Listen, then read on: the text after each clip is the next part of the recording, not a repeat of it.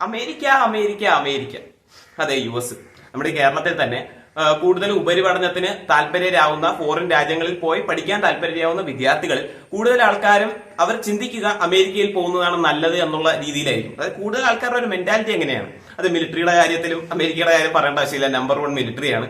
അതേപോലെ തന്നെ Google, Microsoft, apple എല്ലാം അങ്ങനെ വരുന്നു. വാസ്തവത്തിൽ നമുക്ക് ഒരു ചുരുക്കപ്പേര് പറയാം, America is A super power. Then how, എങ്ങനെയാണ് അമേരിക്ക ഒരു സൂപ്പർ പവർ ആയത്? അതാണ് നമ്മുടെ ഇന്നത്തെ വീഡിയോയുടെ പ്രധാന ചർച്ചാ വിഷയം. വാസ്തവത്തിൽ ഒരു സുഹൃത്ത് നമ്മുടെ ഒരു വീഡിയോയിൽ കമന്റ് ആയിട്ട് ചെയ്തിരുന്നു ഇതിനെക്കുറിച്ച് ഒരു വീഡിയോ ഉണ്ടാക്കണമെന്ന്. അപ്പോഴാണ് ഞങ്ങൾ അതിനെക്കുറിച്ച് ശ്രദ്ധിക്കുന്നതും കൂടുതൽ അതിനെക്കുറിച്ച് റിസർച്ച് നടത്താമെന്ന് ഞാൻ തീരുമാനിക്കുകയും ചെയ്യുന്നത്. അങ്ങനെ ക്രിയേറ്റ് ചെയ്തിരിക്കുന്ന ഒരു വീഡിയോ ആണിത്. ഇപ്പോൾ വീഡിയോയിലോട്ട് കിടക്കാം. അപ്പോൾ നമ്മൾ നേരത്തെ ഒരു വീഡിയോ ചെയ്തിരുന്നു എങ്ങനെയാണ് യൂറോപ്പ് ഇത്ര പവർഫുൾ ആയിരുന്നു. ചരിത്രത്തിന്റെ കാര്യം നോക്കുകയാണെങ്കിൽ എന്തായാലും യൂറോപ്പിനെ കഴിയാതെ വേറൊന്നുമില്ല. യൂറോപ്പ് വളരെ വലിയൊരു ശക്തി തന്നെയായിരുന്നു. അവർ കോളനി വൽക്കരിച്ചാണ് ഈ ലോകം തന്നെ ഉണ്ടാക്കിയിരിക്കുന്നത്. അതായത് യൂറോപ്യന്മാര് എന്തെങ്കിലും കണ്ടുപിടിച്ചാണ് അവർ കണ്ടുപിടുത്താവുന്നത്. ഒരു രാജ്യത്ത് അവർ കണ്ടുപിടിച്ചു. ഇത് അമേരിക്കയുടെ കാര്യം നമ്മൾ പറഞ്ഞു വരുമ്പോൾ തന്നെ അമേരിക്കയിൽ കൊളംബസ് 15-ാം നൂറ്റാണ്ടില് കൊളംബസ് അമേരിക്കയിൽ എത്തുകയാണ്. അതായത് അന്ന് ഉള്ള യൂറോപ്യൻ ആളുകൾ എന്ന് പറഞ്ഞാൽ അവിടെയുള്ള റിസർച്ചേഴ്സ് എന്ന് പറയുന്നത് ഇങ്ങനെ കപ്പലിൽ ഇങ്ങനെ യാത്ര തിരിക്കുകയാണ്, പുതിയ പുതിയ കരകൾ കണ്ടുപിടിക്കാൻ, പുതിയ പുതിയ അറിവുകൾ നേടാൻ വേണ്ടി. അങ്ങനെ പോയപ്പോൾ നമ്മുടെ കൊളംബസ് കാണുകയാണ് ഒരു പുതിയ ഒരു ഭൂഖണ്ഡം. പുള്ളി അറിയുന്ന പോലും ഇതൊരു പുതിയ ഭൂഖണ്ഡമാണെന്ന്. പുള്ളി വിചാരിച്ചത് ഇതിൽ തന്നെയുള്ള നമ്മുടെ യൂറോപ്പില് എല്ലാം ഏഷ്യയൊക്കെ ഒറ്റ കര പോലെയല്ലേ കിടക്കണം. അപ്പൊ ഏഷ്യയിലുള്ള റെഡ് ഇന്ത്യൻസ് ആണ് എന്നുള്ള ബോധത്തിലാണ് പുള്ളി എന്നത്. പുള്ളി മരിച്ചപ്പോൾ പോലും പുള്ളി അറിഞ്ഞില്ല താൻ കണ്ടുപിടിച്ചത് ഒരു പുതിയ വൻകരയാണ്, അമേരിക്ക എന്നുള്ള ഒരു വൻകരയാണ് എന്നുള്ള കാര്യം പോലും. അപ്പോൾ അതൊക്കെയാണ് കാര്യം. അങ്ങനെ പിന്നെ നമുക്കറിയാമല്ലോ, സ്വാഭാവികമായിട്ട് ഇവർ ചെയ്യുന്ന പോലെ യൂറോപ്യന്മാർ അവിടെ കിടന്ന് മെഴുകും. ഏകദേശം 15-ാം നൂറ്റാണ്ടിൽ അദ്ദേഹം കണ്ടുപിടിച്ചെങ്കിൽ 16-ാം നൂറ്റാണ്ടോടെ മിക്ക സ്ഥലങ്ങളും അത് കോളനി വൽക്കരിക്കുകയുണ്ടായത്. ആദ്യം നമ്മൾ പറയുകയാണെങ്കിൽ യൂറോപ്പിൽ പല കൺട്രികളുണ്ടായാലും സ്പെയിൻ ആദ്യമേ എടുത്തത് കരീബിയൻ, സെൻട്രൽ അമേരിക്കൻ പാർട്ടും അതേപോലെ തന്നെ സൗത്ത് അമേരിക്കയുടെ പാർട്ടൊക്കെയാണ് അവർ കോളനി വൽക്കരിച്ചത്. അവരുടെ മെയിൻ ഉദ്ദേശം എന്ന് പറഞ്ഞാൽ ഗോൾഡും സിൽവറൊക്കെ അവിടെയുള്ള എടുക്കുക, അങ്ങനെയുള്ള ഉദ്ദേശത്തിലായിരുന്നു. പോർച്ചുഗീസ് ആളുകൾ എടുത്തത് ബ്രസീലായിരുന്നു. ബ്രസീലിലെ ഭാഗങ്ങൾ അവരുടെ കൾച്ചറൊക്കെ കണ്ടാണ് ഇവർ ആകൃഷ്ടരായതെടുത്തത്, അതായത് കോളനി വൽക്കരിച്ചത്. അങ്ങനെ വന്നപ്പോഴാണ് ബ്രിട്ടൻ, ഇംഗ്ലണ്ട്, നമ്മളെ കോളനി വൽക്കരിച്ച ഇംഗ്ലണ്ട് അമേരിക്കയിലെ, നോർത്ത് അമേരിക്കയുടെ അറ്റ്ലാന്റിക് സമുദ്ര തീരത്തുള്ള ഏകദേശം 13 കോളനികൾ ഉണ്ടാക്കുകയാണ്. പിന്നെ നമ്മൾ സ്വാഭാവികമായിട്ടും പറയാൻ പറ്റും, കോളനികൾ ഉണ്ടായി കഴിഞ്ഞ് സ്വാതന്ത്ര്യ സമരമൊക്കെ ഉണ്ടായി. അവസാനം അവർക്ക് ഇൻഡിപെൻഡൻസ് ലഭിച്ചു. അവരൊരു കോൺസ്റ്റിറ്റ്യൂഷൻ ഉണ്ടാക്കി.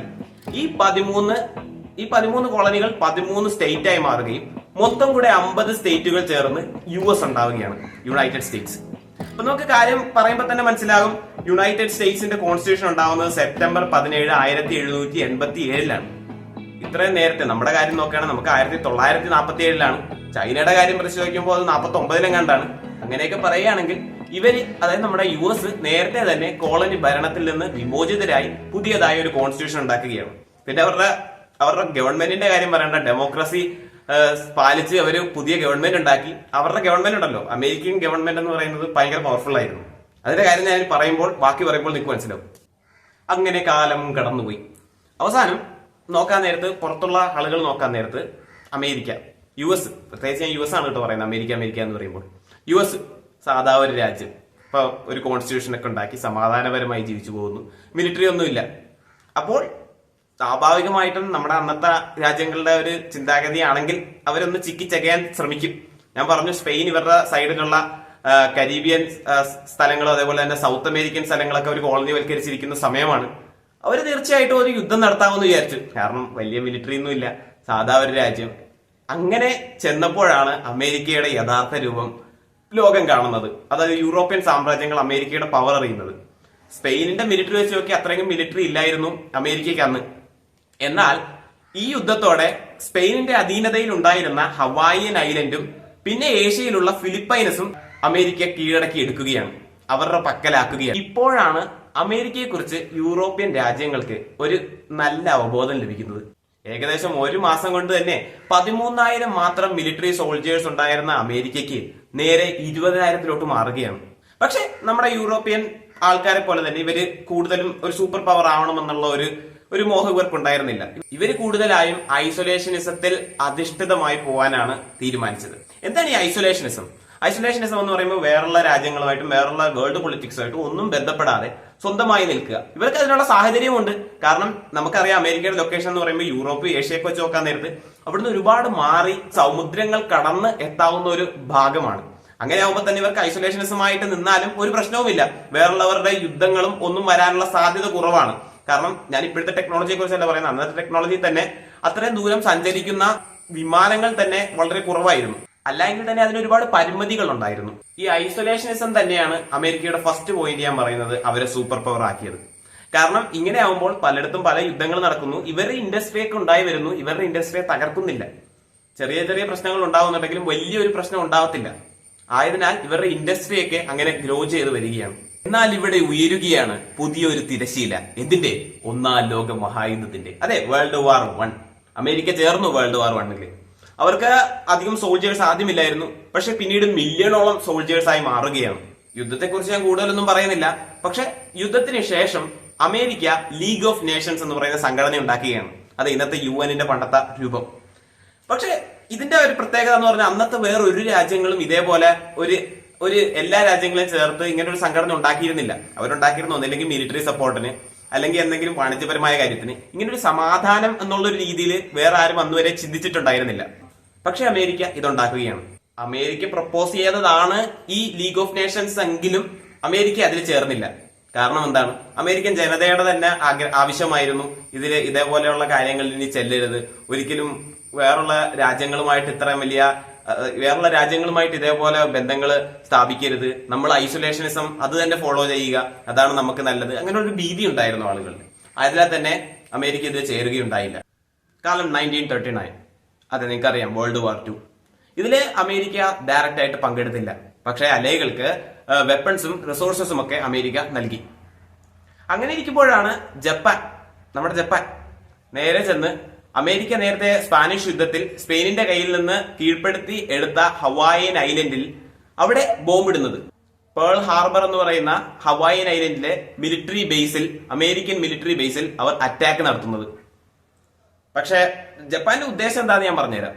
ജപ്പാൻ സത്യത്തിൽ ഇതേപോലെ ആരും അങ്ങനെ കോളനി വൽക്കരിച്ച ഒരു രാജ്യമല്ലായിരുന്നു. പക്ഷെ ജപ്പാൻ ഒരു സൂപ്പർ പവർ ആവണമെന്നുള്ള ഒരു മോഹം ഉണ്ടായിരുന്നു. ആയതിനാൽ നമുക്ക് ഇങ്ങനെ പറയാൻ പറ്റില്ല, ജപ്പാന്റെ അപ്പുറത്തുള്ള തന്റെ സുഹൃത്തുക്കളായ, തന്റെ അപ്പുറത്തും ഇപ്പുറത്തുമുള്ള നൈബറിംഗ് ആയിട്ടുള്ള ഓരോ ഏഷ്യൻ രാജ്യങ്ങളെയും കോളനി വൽക്കരിച്ചതിന്റെ അമർഷം ഈ യൂറോപ്യൻ ആളുകളോടും അമേരിക്കൻ ആളുകളോടും ഉള്ള അമർഷം കാരണം ഇവര് ചെന്ന് അവർ അറ്റാക്ക് ചെയ്തതാന്ന് അങ്ങനെ ഒരു വാദവും വരുന്നുണ്ട്. പക്ഷെ അത് അല്ലായിരുന്നു മേജർ ആയിട്ടുള്ള കാര്യം. ജപ്പാന് മെയിൻ ആയിട്ട് ഒരു സൂപ്പർ പവർ ആവണം. ജപ്പാന് തന്റെ എക്കോണമി സ്ട്രോങ് ആക്കണമെങ്കിൽ അതിന് വേണ്ട റിസോഴ്സസ് വേണം. അങ്ങനെ റിസോഴ്സ് വേണമെങ്കിൽ ഇവർ ചെയ്യാൻ പറ്റുന്ന ഏറ്റവും നല്ല ഐഡിയ ആയിട്ട് ഇവർക്ക് തോന്നിയത് അറ്റാക്ക് ചെയ്യുക, കീഴ്പ്പെടുത്തുക, എടുക്കുക. അതിനായി ഇവർ തീരുമാനിച്ചത് അമേരിക്കയെ കീഴടക്കാൻ. കാരണം അതൊരു വീക്കായിട്ടുള്ള എനിമി ആയിട്ടാണ് ഇവർ കണ്ടെത്തിയത്. കാരണം അവര് വെറുതെ എല്ലാത്തിൽ നിന്നും വേൾഡ് പൊളിറ്റിക്സിൽ നിന്നൊക്കെ എല്ലാത്തിൽ നിന്നും മാറി നിൽക്കുന്നു. ഒരു പാവമായിട്ട് സ്വയം എന്തോ അവർക്ക് വേണ്ടി തന്നെ ചെയ്തിങ്ങനെ പോകും. ആയതിനാലാണ് ജപ്പാൻ അമേരിക്കയെ തന്നെ ചൂസ് ചെയ്തത്. ജപ്പാനും ജർമ്മനി അല്ലയാന്ന് നിങ്ങൾ ഓർക്കണം. പക്ഷെ ഇവരുണ്ടോ അറിയുന്നു അമേരിക്കയുടെ ഈ കാലങ്ങൾക്കിടയിൽ ഉണ്ടായ ചരിത്രത്തെക്കുറിച്ച്?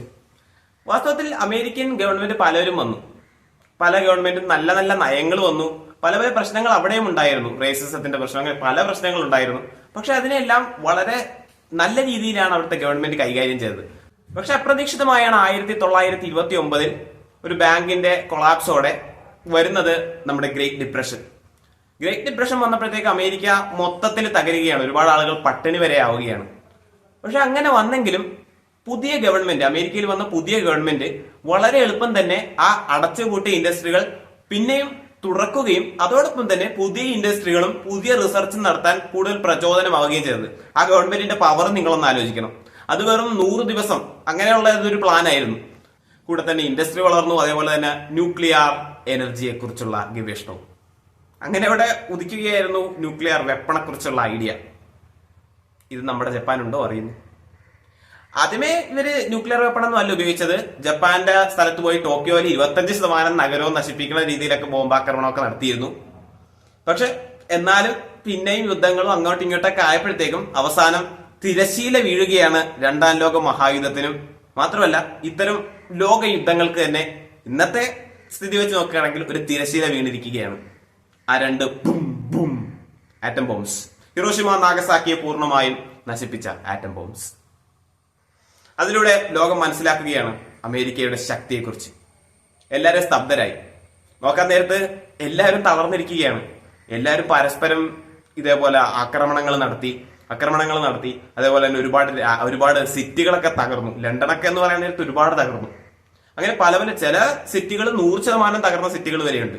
ഇതിലൂടെ UN ഉണ്ടാവുകയാണ്. അതിന്റെ ഐഡിയ അമേരിക്കയിൽ തന്നെ. UN, അതേപോലെ തന്നെ വേൾഡ് ബാങ്ക്, അങ്ങനെയുള്ള പല പുതിയ ഓർഗനൈസേഷൻ ഉണ്ടാവുകയാണ് ലോക സമാധാനത്തെ ഊട്ടിയുറപ്പിക്കാൻ. അമേരിക്കയിലാണ് അതിന്റെ ആസ്ഥാനം ഉണ്ടായത്. അതേപോലെ തന്നെ ഒരുപാട് രാജ്യങ്ങൾ ഇതിൽ സൈൻ ചെയ്യുകയും ചെയ്തു. ലോക സമാധാനത്തിനെ ഊട്ടിയുറപ്പിക്കുന്ന ഒരു നായകനായി മാറാൻ അമേരിക്ക തീരുമാനിച്ചു. എല്ലാ രാജ്യങ്ങൾക്കും ഒരു തണലായി വരാൻ തീരുമാനിച്ചു. ഈ തണുപ്പ് പക്ഷേ നൽകാൻ വേറൊരാൾ കൂടി ഉണ്ടായിരുന്നു, സോവിയറ്റ് യൂണിയൻ. അങ്ങനെ 2 തണുപ്പും കൂടെ ചേർന്നപ്പോഴാണ് കോൾഡ് വാർ ഉണ്ടാവുന്നത്. അതിൻ്റെതായ ഒരു സാഹിത്യാത്മകത. അമേരിക്ക വെസ്റ്റേൺ യൂറോപ്പിന് കൂടുതൽ സഹായങ്ങൾ നൽകാൻ തുടങ്ങി. അവരുടെ സിറ്റികൾ ഒന്നും കൂടെ പുതുക്കി പണിയാൻ, അവർക്ക് വന്ന നഷ്ടങ്ങളൊക്കെ നികത്താൻ എക്കോണമിക് സപ്പോർട്ട്, ഫിനാൻഷ്യൽ സപ്പോർട്ട് എല്ലാം നൽകാൻ അമേരിക്ക തയ്യാറായിരുന്നു.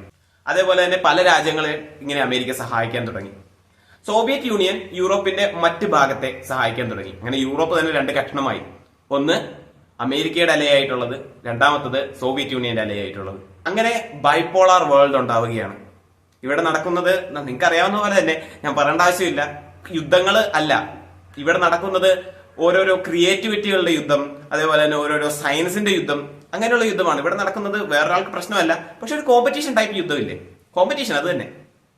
വാസ്തവത്തിൽ ഇത് നിങ്ങളുടെ ജീവിതത്തിൽ നിങ്ങൾക്ക് മനസ്സിലാവും. കോമ്പറ്റീഷൻ എപ്പോഴുണ്ടോ അന്നായിരിക്കും നിങ്ങൾക്ക് നല്ല രീതിയിൽ ഒരു വികസനം ഉണ്ടാവുക. അവരിത് ചെയ്തു, എനിക്കിത് ചെയ്യണം, അവരുടെ രീതിയിൽ എത്തി നിൽക്കണം, അതിനേക്കാളും മേളിലെത്താൻ ശ്രമിക്കണം. ആ ഒരു രീതിയാണ് ഈ കാലയളവിലുള്ള സയന്റിഫിക് ഡെവലപ്മെന്റ് പലതും നടന്നത്. നേരെ സ്പുട്നിക് വിട്ടു നമ്മുടെ സോവിയറ്റ് യൂണിയൻ. അപ്പോൾ നമ്മുടെ നേരെ അമേരിക്ക ഞങ്ങളും വിടണമെന്ന് പറഞ്ഞ് അവർ മനുഷ്യനെ ചന്ദ്രനിൽ വരെ എത്തിച്ചു. എങ്ങനെ വന്നാലും ഏത് ശക്തിശാലിയും ഒരുപാട് കാലം ജീവിക്കില്ല, അവർക്ക് എപ്പോഴും അങ്ങനെ തന്നെ നിൽക്കാൻ കഴിയില്ല എന്ന് പഴമക്കാർ പറയുന്നത് പോലെ തന്നെ സോവിയറ്റ് യൂണിയനും തകരുകയാണ്. അങ്ങനെ റഷ്യയുണ്ടായി. പക്ഷെ റഷ്യക്ക് ഒരിക്കലും അമേരിക്കയെ ബീറ്റ് ചെയ്ത് നിൽക്കാനുള്ള ഒരു പവർ ഉണ്ടായിരുന്നില്ല. അങ്ങനെ ബൈപോളാർ സ്റ്റേറ്റ് മാറുകയാണ്. പിന്നെ ഇപ്പോഴത്തെ എക്കോണമിയെ കുറിച്ച് നമ്മൾ നോക്കുകയാണെങ്കിൽ അമേരിക്കയ്ക്ക് നല്ല പവറുണ്ട്.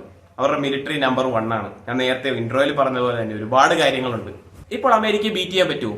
തീർച്ചയായും. ഞാൻ പറഞ്ഞു, അമേരിക്കയിലും എന്തോരം പവറിലായിരുന്നു യൂറോപ്യൻ എംപയറുകൾ നിന്നത്. ബ്രിട്ടന്റെ കാര്യമൊക്കെ പറയുകയാണെങ്കിൽ, അതായത് the sun never set on British empire എന്നായിരുന്നു അവിടുത്തെ ഒരു വാക്യം തന്നെ. പക്ഷെ അസ്തമിപ്പിച്ചില്ലേ. അതേപോലെയൊക്കെ തന്നെയാണ് എല്ലാ കാര്യങ്ങളും. തീർച്ചയായും അമേരിക്കയ്ക്ക് ഒരു അസ്തമയം ഉണ്ടാവാം, പക്ഷെ അത് ഈ അടുത്തെങ്കിലും പ്രതീക്ഷിക്കേണ്ട എന്നാണ് റിസർച്ചർമാർ പറയുന്നത്. എന്നാലും അതിനുള്ള സൈനുകൾ കാണിക്കുന്നുണ്ട്, അതിനുള്ള ഓരോരോ ക്ലൂകൾ കാണിക്കുന്നുണ്ട്. അമേരിക്കയുടെ ട്രേഡ് ഡെഫിസിറ്റ് കൂടുകയാണ്, കടങ്ങൾ കൂടുകയാണ്, അതേപോലെ തന്നെ പൊളിറ്റിക്കലി ഒരുപാട് പ്രശ്നങ്ങളുണ്ട്, പൊളിറ്റിക്കൽ ഡിവിഷൻസ് ഒക്കെ വിപുലപ്പെടുകയാണ്.